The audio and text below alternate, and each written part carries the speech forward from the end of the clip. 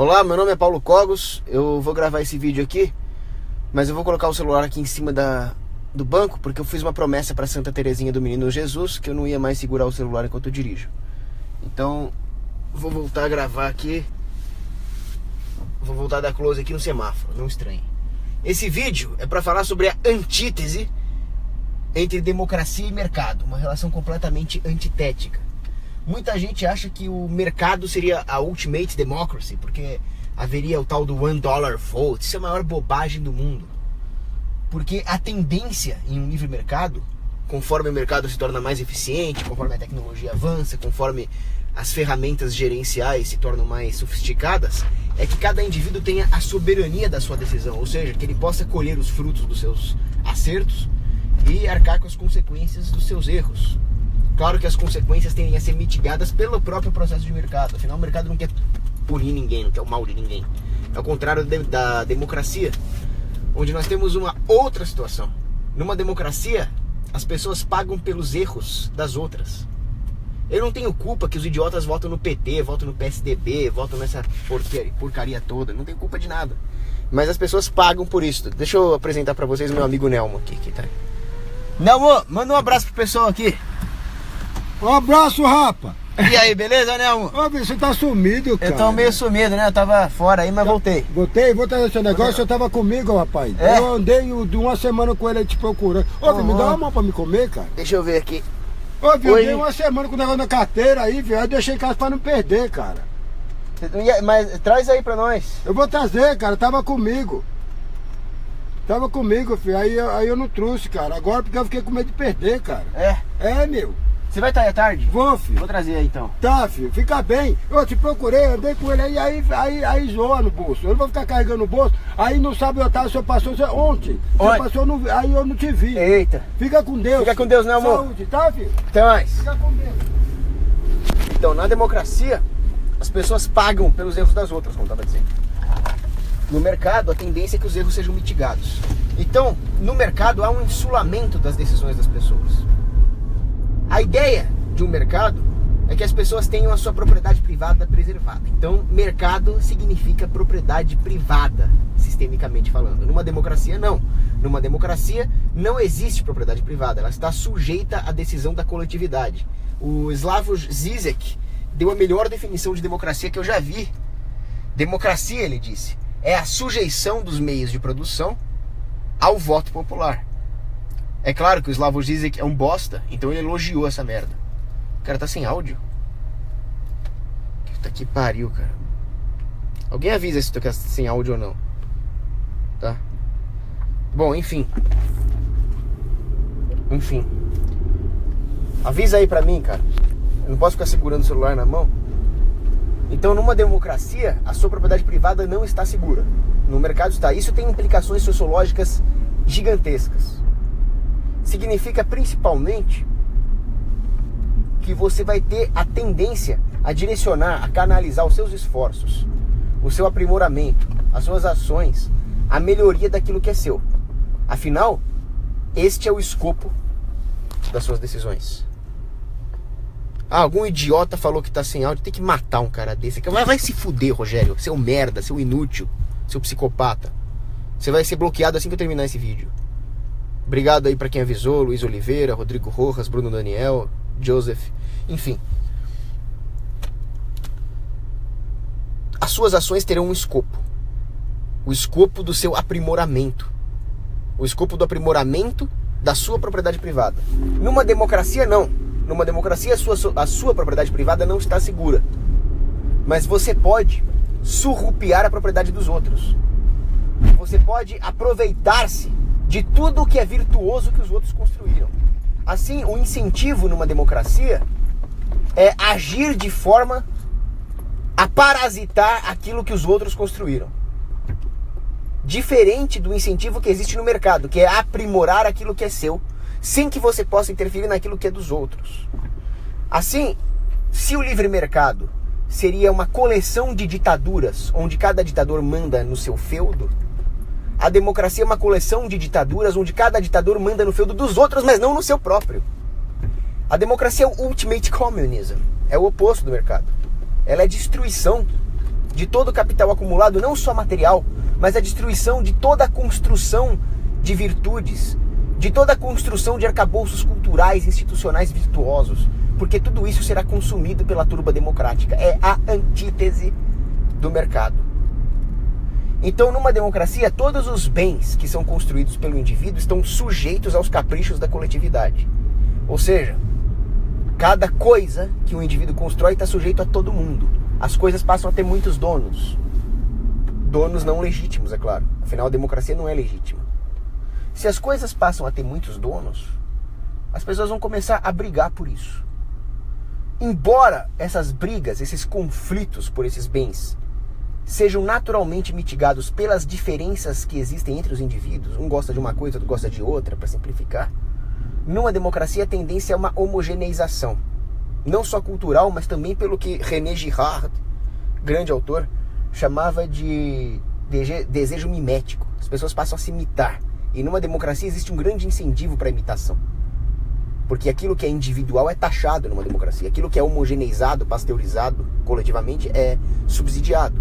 Então, eu diria, uma teoria minha, que o problema do desejo mimético de Girard é potencializado a uma potência gigante na democracia.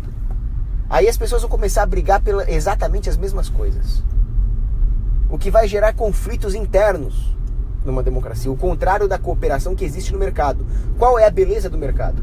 A beleza do mercado é que pessoas com interesses completamente diferentes, pessoas com ideias diferentes, gostos diferentes, habilidades diferentes, entram em cooperação, interagem de forma cooperativa, gerando ganhos mútuos.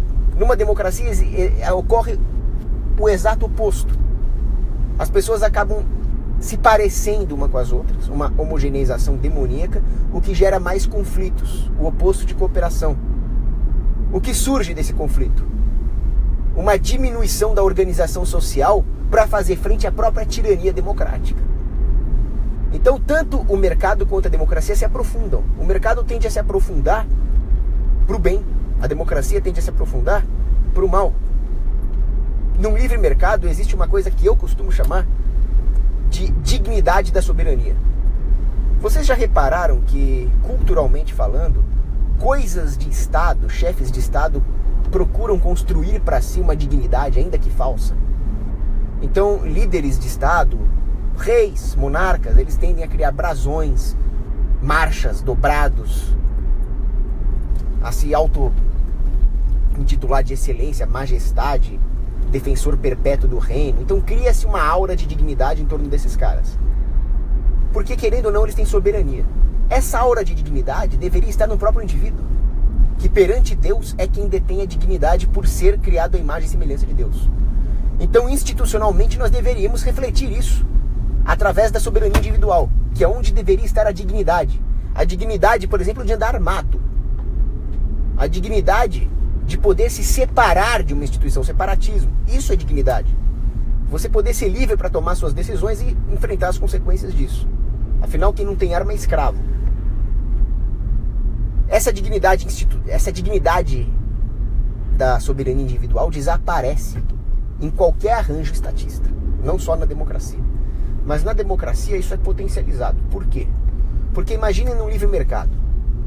O indivíduo precisa tomar decisões, inclusive a decisão de se omitir de tomar decisões, porque ele deve procurar aquilo que é melhor para si.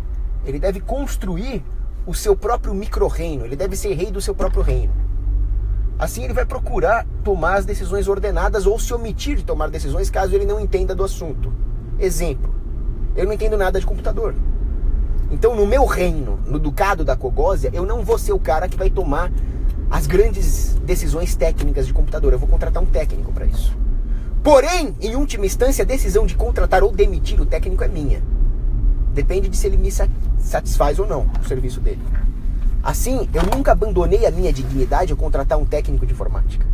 Eu simplesmente tenho a humildade de saber que eu sou ruim de informática, então eu contrato um técnico. Assim, as pessoas, no livre mercado, tenderiam também a contratar especialistas em assuntos que elas não entendem, como defesa, assuntos de segurança, assuntos técnicos judiciários. Mas uma vez que esses líderes militares, esses líderes jurídicos não estivessem satisfazendo as necessidades de segurança da população, elas seriam livres. Elas seriam livres para escolher outra coisa, para se separar, para procurar outro arranjo. Coisa que elas não são numa democracia. Numa democracia elas são obrigadas a seguir a turba. Elas são obrigadas a seguir esse tipo de coisa. Só que aí é pior ainda. Porque, como disse Charles Maurras, se num livre mercado as pessoas terão cada vez mais exemplos, sinais de preço daquilo que é competente, daquilo que é excelente, então eles veem um arranjo funcionar, eles veem uma empresa boa e procuram essa empresa, eles veem uma empresa ruim e saem fora dela. Numa democracia ocorre o contrário. Numa democracia, ao invés da promoção da excelência, que só ocorre com a propriedade privada, nós temos a promoção da incompetência. Porque na democracia, aquilo que é superior, como dizia o Charles Maurras, é submetido àquilo que é inferior. Porque a inferioridade é superior numericamente. A maioria das pessoas é ruim na maioria das coisas. Elas tendem a ser boa numa, duas, três coisas. Só num livre mercado é possível que o indivíduo se especialize nesse aspecto no qual ele é bom e promova o bem geral. Numa democracia, não. Tudo está submetido à superioridade numérica manipulada ainda por cima. Então, a excelência numa democracia vai ser submetida à inferioridade. Charles Maurras acertou no ponto. Outra coisa que o Maurras dizia é que a democracia é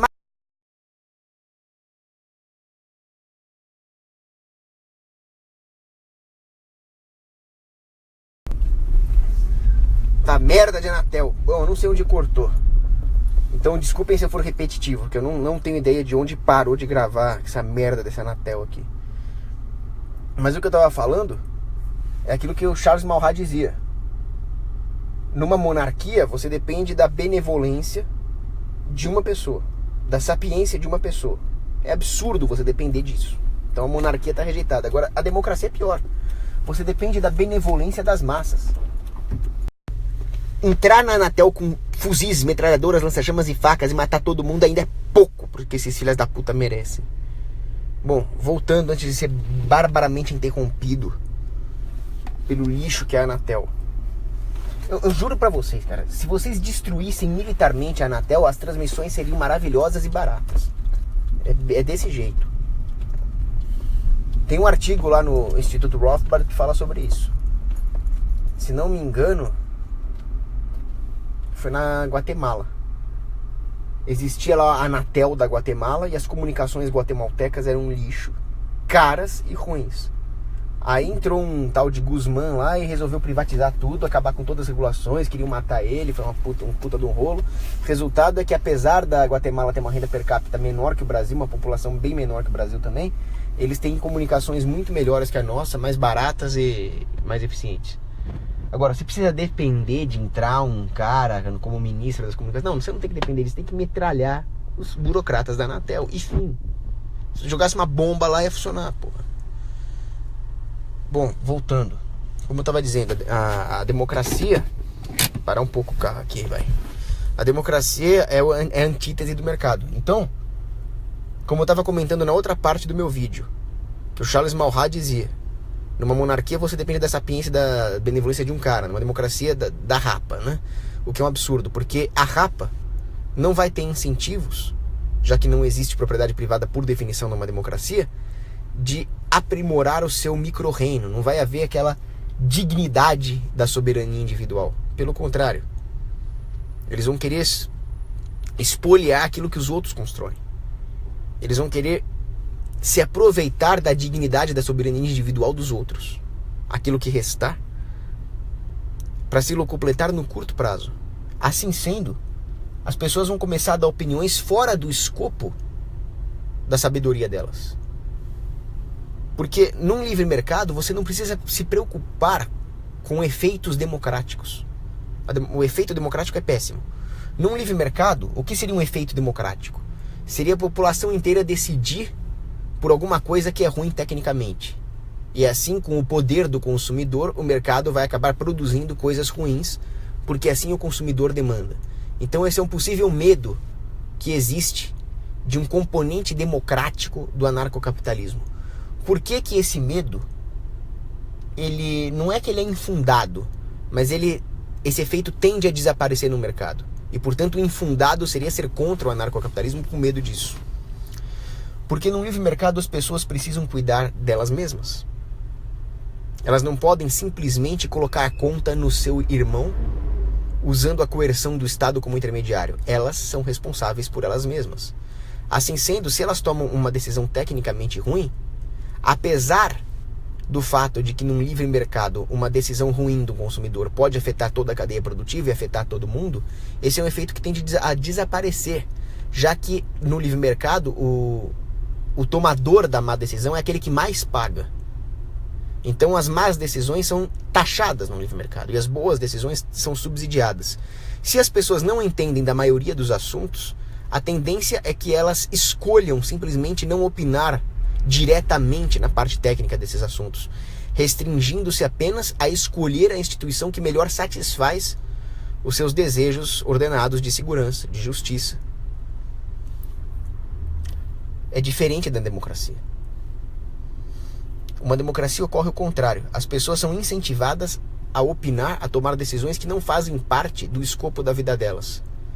Porque se elas não o fizerem, alguém vai fazer e alguém vai afetar a propriedade privada remanescente delas.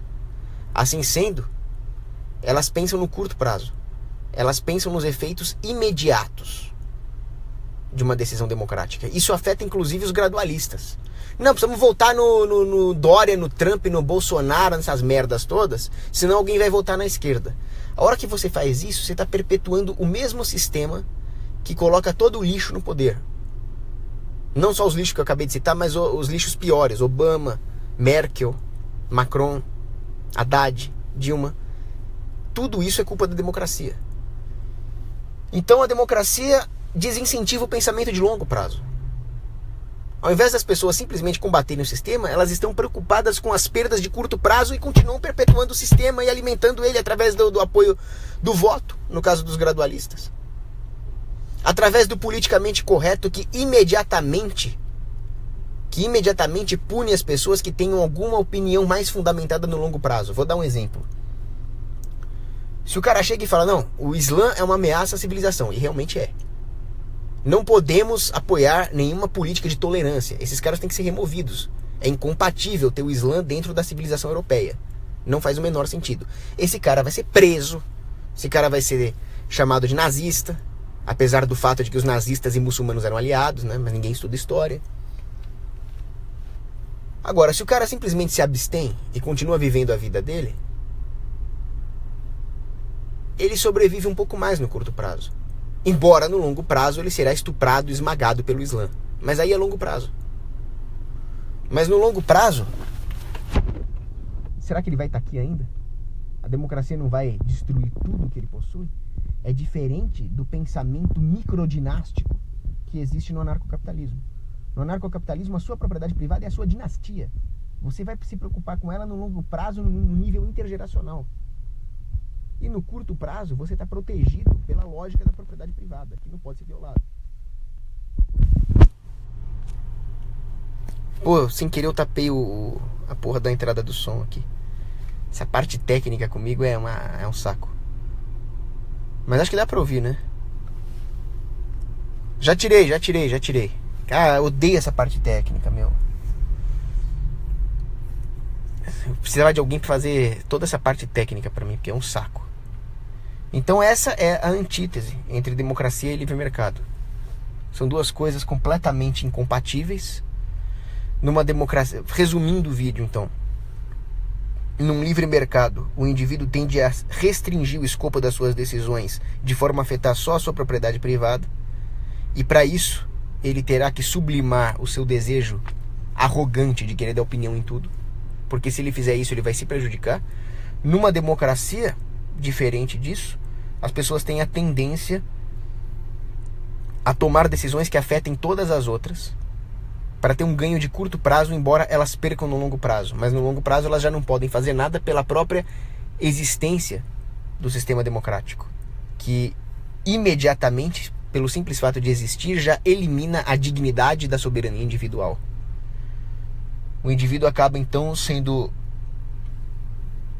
obrigado a fazer parte de um arcabouço onde as grandes decisões são tomadas tendo em vista a demagogia perante uma turba.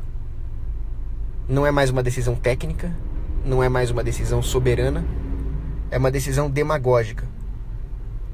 E tudo o que o establishment que controla a democracia fizer vai ser para alienar ainda mais o indivíduo da sua dignidade como indivíduo.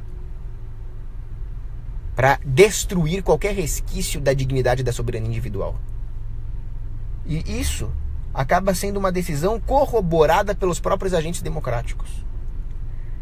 Afinal, quando a democracia existe, o indivíduo já perdeu a sua propriedade privada no longo prazo. O sistema é antitético à propriedade privada. Assim sendo, ele vai querer surrupiar o máximo que ele puder do que os outros construírem. Quanto mais dignidade de soberania individual houver para o próximo, pior para esse indivíduo democrático que pensa a curto prazo. Assim sendo, as decisões numa democracia, os votos, as políticas vencedoras, tendem a ser políticas que nulificam a soberania do indivíduo. Políticas desarmamentistas, multiculturalismo, imigração em massa, politicamente correto, regulações socialistas que destroem o pequeno comerciante. Essa é a tendência numa democracia. Enfim, uma coisa demoníaca. Agora as perguntas. Mais uma coisa, quase que eu esqueci de falar. Uma sociedade saudável é uma sociedade onde os afetos dos indivíduos, para usar um termo de São Tomás de Aquino, são ordenados. Como nós não temos grande sensibilidade espiritual por causa da nossa queda após o pecado original, é preciso que haja um livre sistema de preços para que pelo menos o mundo material possa dar dicas para o homem daquilo que é ordenado, desde que, é claro, os seus objetivos sejam elevados. Ou seja, é preciso que haja um livre mercado para o homem saber o que presta e o que não presta. Assim o homem pode rejeitar coisas que não prestam, coisas que fazem mal, e ter afeto por aquilo que faz bem. Quando o homem é alienado da sua própria cultura, quando as suas decisões, que se refletem no ordenamento material daquilo que o cerca, é relativizado pela democracia, quando não há propriedade privada, quando o socialismo deturpa os preços de mercado, como o homem pode acabar gostando do que é bom e rejeitando o que é mal? Não dá. Então o homem perde o laço afetivo com a sua própria cultura. Ele passa a odiar a própria cultura e ele passa a gostar daquilo que lhe faz mal. É por isso que o francês vota no Macron. Porra, eu tava na França. Eu falo, cara, como é que vocês podem ser multiculturalistas vivendo aqui? Cara, cada lugar que eu passo aqui, escuto uma música francesa, vejo uma roupa típica de uma camponesa francesa, como uma comida francesa, vejo a história intelectual da França, aqueles cientistas do século XIX. Eu falo, porra, tem que preservar isso aqui, nem que seja na porrada, vamos tirar esses muçulmanos daqui, porra, eu que sou brasileiro, cara. Como é que vocês não enxergam? Simples, democracia. A democracia aliena o homem afetivamente do seu próprio legado cultural. É dantesco. É demoníaco. Pô, eu voltei da França mais cruzado do que antes. Só por ter contato com aquilo que a França foi. Aí eu chego aqui no Brasil, cara, eu fico pensando a mesma coisa. Por mais merda que o Brasil seja, o Brasil é parte da civilização ocidental. O nosso legado cultural vem da cristandade ibérica, principalmente lusitana. Nós temos influência pesada da Europa aqui. Os filhos da aristocracia brasileira iam estudar na França. Os grandes literatos portugueses trouxeram parte da cultura da França também por estudar lá. Você vê esses caras, né? Machado de Assis, essa de Queiroz. A nossa literatura. Então o Brasil tem uma cultura também. Que não é cultivada, mas tem. Quando eu vejo a invasão multicultural que está acontecendo na França, eu me sinto afetado. Eu falo, pô, vocês estão destruindo a raiz da minha civilização. Nós falamos português. Português é a última flor do Lácio. Vocês estão destruindo a latinidade europeia, cara. Vocês não têm direito de fazer isso comigo, cara. Eu sou parte da civilização ocidental. E não pensa que isso aqui é um discursinho racista, não. Porque não tem problema nenhum. Fiz amizade lá com um monte de negão de Serra Leoa, cambojano. Eles são os primeiros a não gostar de muçulmano, cara, porque eles são mal vistos por culpa dos muçulmanos. A culpa não é do negão de Serra Leoa nem do Camboja, não. A culpa é do Islã, porra. Acordar pra vida. Bom, vamos responder as perguntas, que eu já tô mudando muito de assunto aqui.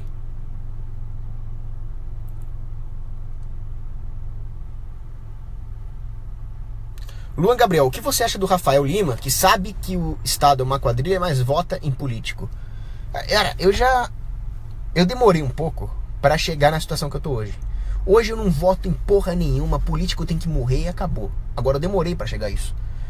Porque a doutrinação estatal é tão arraigada na nossa mente que para tirar é foda. É aquilo que eu falo, você precisa ler muito, estudar muito, refletir muito, devorar bibliotecas das abadias europeias medievais para poder chegar no nível de sabedoria de um analfabeto. Só para poder remover a merda que o Estado faz com a nossa mente. Então, eu acho um absurdo votar. Eu acho um absurdo a posição do Rafael. Mas também não dá pra ficar julgando. Cara, não sei o quê. Porque eu já fui assim, cara. Eu já cheguei a dizer que era menos pior votar nessa merda desse Bolsonaro. Porra, onde eu tava com a cabeça, cara? Então, realmente é um ato desesperado. Vamos votar no político menos pior, pelo amor de Deus. Calma, vamos pensar no longo prazo. Você votar num político menos pior pode te adiantar alguma coisa nos primeiros 2 meses. Mas você fazendo isso, você está perpetuando o mesmo sistema do qual você está tentando fugir. Nós temos que lutar contra o Estado, contra a democracia, e não simplesmente fazer parte desse joguinho irracional que é a eleição democrática. É um absurdo. Outra coisa, antigamente eu achava que era ok você se alistar, você virar polícia, você virar militar, desde que você não agredisse inocentes. Hoje eu não acho mais ok. Isso não é ok. Você fazer parte do braço armado da gangue não é ok. Porque enquanto isso existir, a sua própria presença inibe a resistência.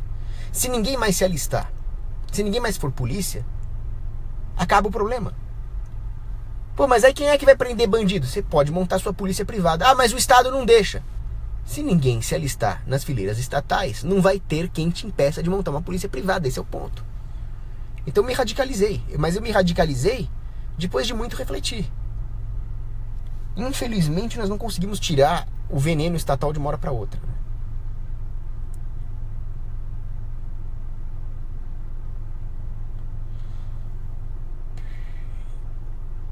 Minha boca não tá suja, é que eu fiz a barba sem espelho. Por isso que ficou assim.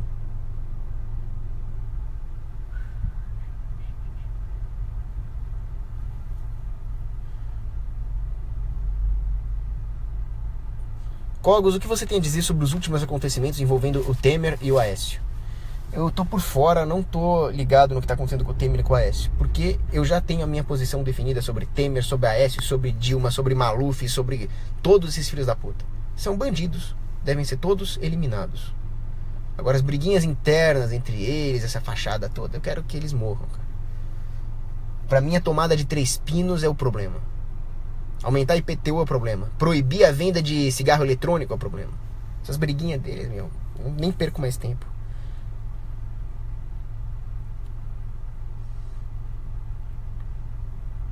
O Marcos Vinícius pergunta, numa terra libertária, como seria a proteção contra ameaças externas? Teria vários níveis de proteção. Primeiro, o povo armado. Segundo, que você poderia contratar agências de defesa privadas. As seguradoras teriam maior interesse em proteger esse país libertário, essa terra libertária. Então elas mesmas poderiam contratar exércitos privados para proteger os ativos dos seus clientes. As comunidades poderiam montar milícias. Essas milícias poderiam receber financiamento voluntário. Afinal, se alguns soldados se alistam voluntariamente correndo o risco de morrer na guerra, com muito mais razão, alguns poderiam doar recursos financeiros sem se arriscar, né? Poderia haver contratos condominiais. Sejam bem-vindos ao condomínio tal. Aqui você paga uma taxa fixa de defesa. Esse condomínio teria acordos de aliança militar com outros condomínios para formar uma rede de defesa mais sólida.